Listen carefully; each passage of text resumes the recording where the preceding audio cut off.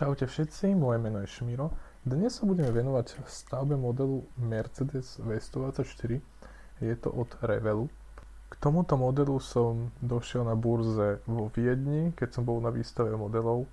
Rozhodol som sa, že spravím oturbenú verziu tohto Mercedesu a ide o motor M104. Je to 3.2. Dosť populárne oturbovať tieto motory. Ako môžeme vidieť na týchto fotografiách, najprv som si pripravil karosériu, čiže podklad surfacerom. Klasicky som to vybrúsil, potom som naniesol čiernu farbu, pretože čierna farba sa má dávať ako podklad pod všetky metalické farby. Naniesol som nejaké 2-3 vrstvy, myslím, že to boli, ale v podstate ono to dosť záleží aj od tej farby, že ako kryje. A ešte to závisí od toho, či tú farbu budete ešte po nanesení brúsiť, no. Ja ju skoro vo väčšinoch prípadoch brúsim, takže pohodička.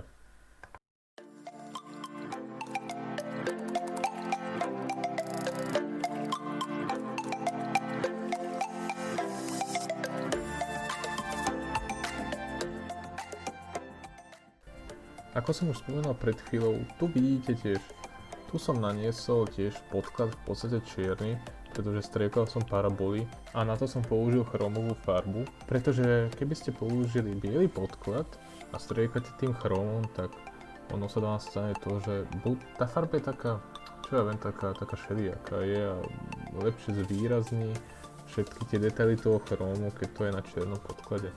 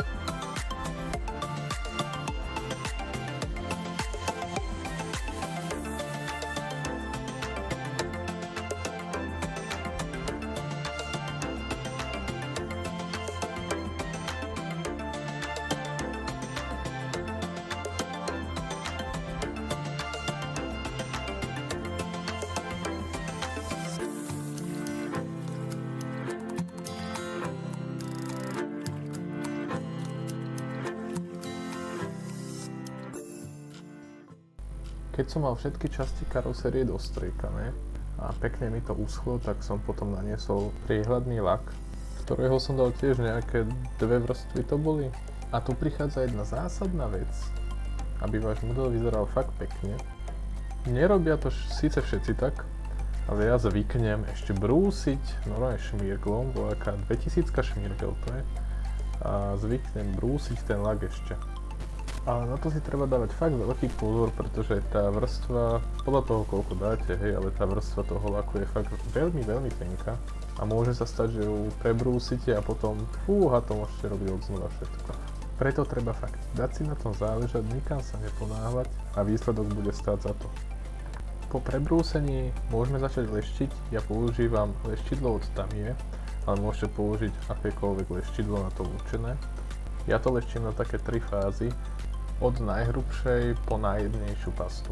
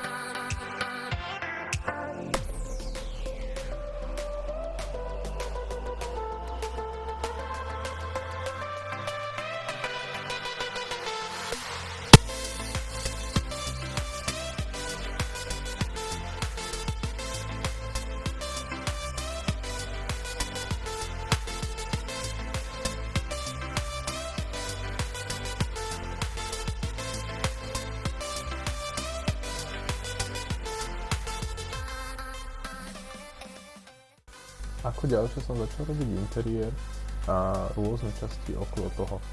Aby som sa čo najlepšie priblížil k materiálu a farbe interiéru, použil som čiernu polomatnú farbu. A na napodobenie drevodekoru som použil vlastnoručne namiešanú farbu.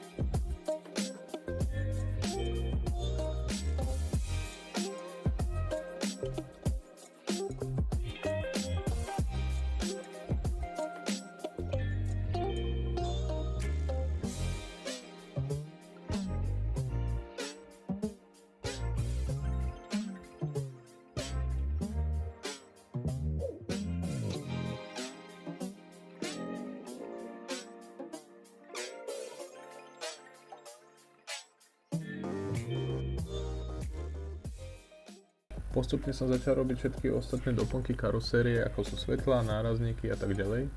Na predné svetlá som použil transparentnú žltú farbu od Tamiya.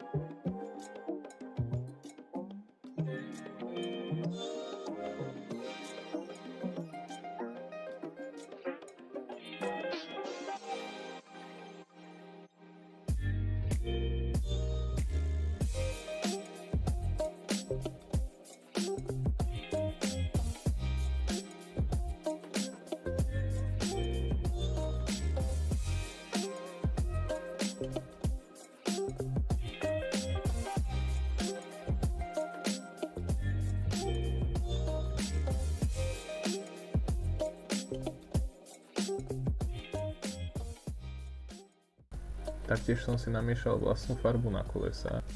Bolo to dosť ťažké namiešať si ju, pretože chcel som nejakú špecifickú farbu, nechcel som nejakú obyčajnú, ale nakoniec sa mi to podarilo. Kolesa som musel ešte trošku poupraviť, pretože keď som ich kúpil, tak oni boli límcové aj vpredu aj vzadu. Ale ja som chcel límce iba vzadu, na zadných kolesách, a vpredu som ich chcel mať za rovno blatníkov. A ešte jedna vec taká, čo nespomínam, musel som ešte poupraviť uchytenie vlastne kolies na nápravu, pretože kolesa boli určené pre inú značku modelu. Vymyslel som ešte jednu vec. Chcel som, aby autu trčal von vzduchový filter. Tak som nad tým premýšľal, že ako to robím, a potom ma napadlo, že by som mohol jedno svetlo zrušiť a v podstate nahradiť vzduchovým filtrom, aby to ladilo aj s intercoolerom na nárazníku.